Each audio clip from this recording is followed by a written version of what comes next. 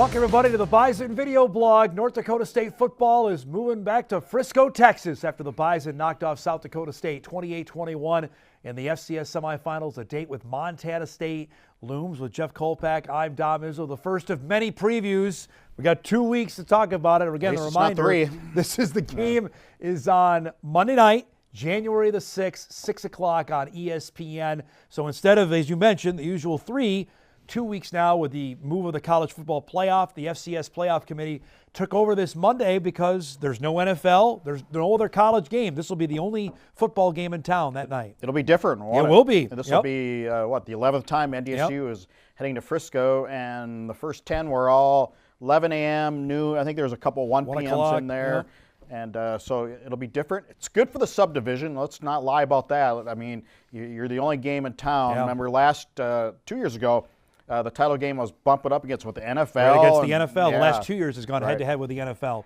So they wanted to get away from that. This is the first time since the first game was in Frisco. Then it's on a weekday. The first time they played on a Friday was Delaware against Eastern Washington way back in 2010. Not going to be the case. It's going to be a Monday night with two huge fan bases. Last time in Frisco for maybe at least a few years. Going to be a dynamite environment. Well, we know for sure 2 years because Toyota Stadium's undergoing a renovation, massive renovation, by the way. That's going to be a beauty of a facility. I think it's really nice right now. I think it's perfect size for this FCS game. It's about 18,000 around there, give some. And then, which is perfect, I think. Now, Vanderbilt's about 30,000. Right. That might be a little too big, in my opinion. I think this game, after 2 years, will come back to Frisco. Okay. I really do, just because of the investment I think Frisco's made in it. I think they're not only that, but they're vested too in the game. Again, I go back to the stadium, the setup, the area. The fans like it. They're not in downtown Dallas. They're in Plano and Frisco. It's almost a takeover, if you will. And those two suburbs really embrace it too, especially Plano and all the establishments there. That they just, I think it's a natural to come back, but we'll see. Montana State has had its season ended by either NDSU or SDSU every year since 2018. And one way or the other, their season's going to end with North Dakota State this year. Brent Vigen's fourth year, after the first year made it to the championship game, they lost to the Bison. 22, lost in the semifinals to the Jacks. Last year, obviously, the upset loss to the Bison in the first round. It's been a steady incline with Tommy Mellott being the guy who very well could win the Walter Payton here in a couple weeks. Yeah, something tells me that Montana State's not going to be short on motivation. No way. Something tells me about that. After a while, at some point, you just got to be obviously tired, maybe almost too much. I don't know how much Brent Vigen will talk about past games and revenge and all that. It's really not his nature. Yeah. That's not the way he operates. I don't think that's will be a decisive fact. I really don't. I mean, once the game starts, you know that. Yeah, no, what I was going to say. If you can't get ready for a national championship game. I'm not sure how much the conversation is going to be about his team if he has a new job, because the rumor mill is out there that he may very well take the Washington State gig, that may very well be looming out there as well when we're in Frisco. But if he does, and I think if Washington State offers, well, you've certainly got to take it. Yep. It's because Jake Dickert last year made $2.7 million. And that maybe will probably go up as the years go by. You're talking about a $3 million job in a Pac-12. Yeah. I mean, you can't obviously not do that. Now, if he does take it, say tomorrow or today or whenever, if he does accept it, there is a blueprint on how to handle taking a job and maneuvering your team through the FCS national title. He lived that. He lived it. Well, he lived it with Craig, but then Chris Kleiman, when he went to K-State, I thought handled it perfectly. Yeah.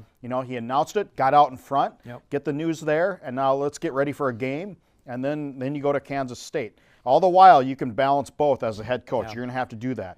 But I think, there's a pathway on how to do that right. Again, it's rumor now. There's been no actual reporting on Vigen taking the job, but the rumor mill is out there, obviously, because Washington State's been open for about 4 or 5 days. We haven't had any real names attached to it outside of his. I mean, I heard Jeff Schote, but he was 0-7 in the league this year, so I just don't think that Jeff Schote would be a good former Montana State coach. Good hire, if you will. I've heard a couple other coordinators, Arizona State coordinators, heard that, but I think if you want a championship, a wow pedigree guy, what's Vigen's record? It's a lot 60s, to a little. Yeah, it's in the 60s. He's winning because they're winning 10 games every year. For North Dakota State, it's a chopped up week here. They did a little bit of work yesterday, some today. Players are going to get out of town until the 26th. And Tim Polisic says they'll get back and start practicing on Friday for about a 4 or 5 day ramp up before they leave for Texas. Yeah, a little different schedule. And I think in this case you rely on Jim Kramer. Jim Kramer's been here for every national title appearance, a strength coach. I think he's a big guy to lean on as far as, is there a weightlifting sessions? Because, they don't stop lifting during the year.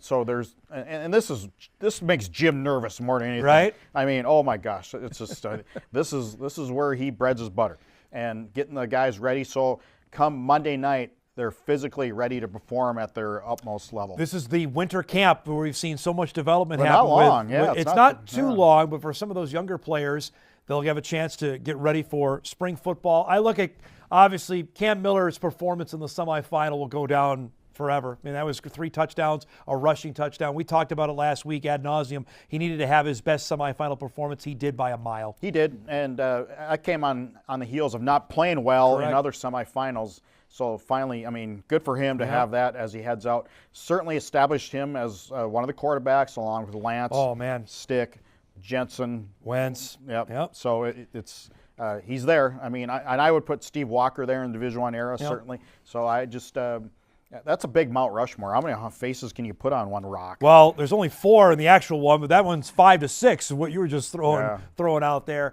For this Bison team to go there after the struggles, and I'll say struggles, when we saw them play East Tennessee State, we saw the second half against Towson. Defensively, Jeff, is how they won that football game on Saturday in my mind. Let's go back, Dom, to the East Tennessee State game. And Tim Polisic after the game, and he was looking ahead, appropriately so, but I just look at how he handled his post-game press conference, and he said in so many words, these are the type of wins that can really benefit you down the line. And when you kind of steal a game, he doesn't use the word steal, but I'll use the word steal. They stole that game from East Tennessee State.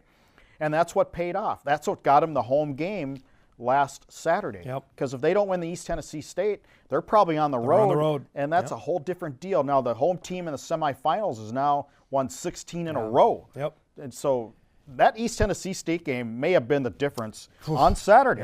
I look at defensively, we talked about in the preseason, defensive line, they were going to need to be better. Toby Anena has come through. Cody Heisman, I thought, has had an all-conference year at that spot. Eli Mostard has had an all-American year, what they needed out of that position. After the loss of Dylan Hendricks, and we're wondering, okay, what's going to be at that defensive end spot? Anena, first off, has been, he's a sophomore. He's got 2 more years. He's awfully good. And Heisman has become that force in the middle that the Bison have always had. Yeah, I think Heisman is that guy, that Brian Schatz type of guy that just got better. I mean, Schatz, this is an example, but that was a walk-on who just all of a sudden becomes this force. Heisman just got stronger, better. I think that when he rushed the quarterback late in the game, he actually drew a face mask penalty, because I think the offensive lineman was just trying to make sure he didn't kill Gronowski. I'll give a shout out to LaShaka Rokes. He had his best year as a Bison. That's a guy we talked about maybe for the last 3 years. Is it coming? Is it coming? I think he's had a really, really good year. He has. And again, those 4, who's ever at that 4 positions on January 6th, you better be on your point, because here comes a pretty good running game at you. And Montana State has 3 running backs who will be 1A on any other football team, and we haven't even really seen Julius Davis, between Adam Jones, who was the runner-up with Marty Brown to the Jerry Rice Award, and Scotty Humphrey. I mean, these guys are just dynamite. And then don't forget Tommy Millard. Is probably the best runner. I mean, what he did, I think, at the end of the first half, and what was it in the quarterfinal game against Idaho? Oh my goodness! I mean, it looked like maybe they're just going to run the ball off. Malott goes around left end. Next thing you know, he's at the 4-yard line. He was dynamite in that. And that's the great challenge now for Nick Gazer and Grant Olson and this Bison defense to get ready for a Montana State team that is obviously, as Jeff mentioned, coming in motivated. One thing, and we mentioned this on Hot Mic, Malott is not finished the 2 games against the Bison. He got hurt in the championship game in the first quarter of that game in 22, and he got hurt in the third quarter of the game last year out in Bozeman. Again, it's almost too many motivating factors. Right? There's a lot out there. There's at some point you got to go play the game, and you got Malott. It's just so many motivational factors in Montana State's favor. But again, but if you need that to get ready for a national championship game, I don't think. I mean, the game itself should be enough. Last thing, Do you believe the malaise around Bison football fans will continue to Frisco, or will they come? Because you mentioned this, it's still new for Montana State. I think the Bobcats fans are going to be there in droves. What do we make for the Bison fans? I don't know, but being a year off, I think right? maybe go back. Yes, a little absence there. I would. I don't. It'll be interesting, especially knowing this is the last one in Frisco for a couple years. Could be. Yeah. That there's a motivating factor. There's another for one fans, if fans want to go. I'm intrigued about that because I know South Dakota State fans bought tickets when they went on sale, fully anticipating, much like the Bison used to, of them being there. If they decide, hey, to sell them to Montana State fans and not to the Bison fans. That's a general philosophy. I mean, there's always tickets there available because every year we've done that story. In the secondary market. Yes. I have not run into, and maybe there is, but I don't think I personally run into somebody who went there. Not the 10 times we've been there. And then was sitting outside the gate going, let me in. Maybe this is a first. We'll find out coming up in 2 weeks' time. We'll have you completely covered between now and then. Stay tuned for our coverage plans, but Fargo to Frisco will be back. Hot Mike will be there. Of course, Bison Game Day to get you ready for what's going to be a dynamite championship game to wrap up the 2024 season. Happy holidays to you and to your family. Merry Christmas to everybody out there. Thanks for watching the Bison Video Blog. We'll see everybody in 2025.